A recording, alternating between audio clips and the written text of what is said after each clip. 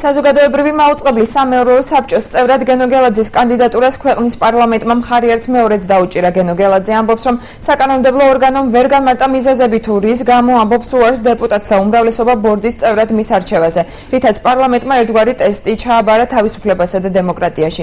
საკითხს სპეციალური განცხადებით აჭარის უმაღლესი საბჭოს ნაციონალური მოძრაობის გუნდის წევრები გამოიხმაურნენ.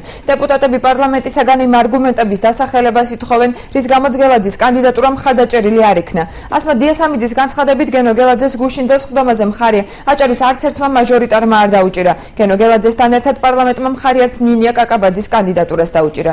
როგორი აჭარის უმაღლესი საბჭოს უმრავლესობისა და საქართველოს პარლამენტის წევრთა შეფასებების საკითხთან დაკავშირებით, რას აპირებს მომავალში აჭარის საკანონმდებლო ორგანო, როგორია ხელახლა კანდიდატის წარდგენის პროცედურები. ვრცლად დღის მთავარ გამოშვებაში ვისაუბრებთ.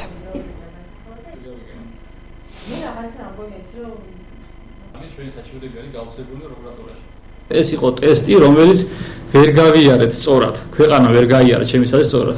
რამე თუ ნახეთ ალბათ, რომ ეს ტესტი სამართლიანობისა, თავისუფლებისა საქართველოს პარლამენტში ვერ შედგა. შეუძლებელია ამდენ ადამიანს თავისუფალი ნების პირობებში ქონოდა ერთგვაროვანი დამოკიდებულება. ამაში არანაირი ლოგიკა არ არსებობს. მით უფრო რომ არავის არ აქვს არგუმენტი თუ რატომ მიიღეს ეს გადაწყვეტილება. თუმე დაასახელებს რაიმე ერთ მიზეზს, კი ბატონო, ბოდიშ მოვიხდი და ჩავთვლი, რომ ეს იყო სწორი გადაწყვეტილება.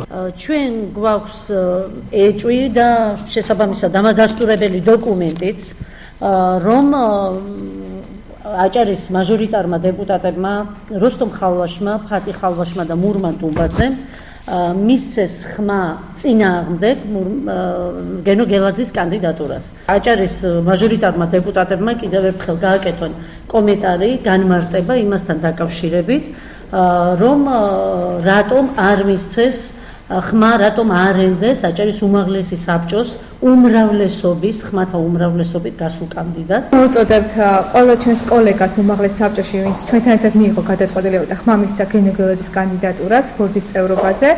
გავერთიანდეთ ამ საკითხის ირგვლივ და ყველამ ერთად მოვითხოვოთ ის დასაბუთებული არგუმენტები, რაც გახდა მთავარი мотиваცია საქართველოს პარლამენტში ამ კანდიდატურის ჩაგდებასთან დაკავშირებით.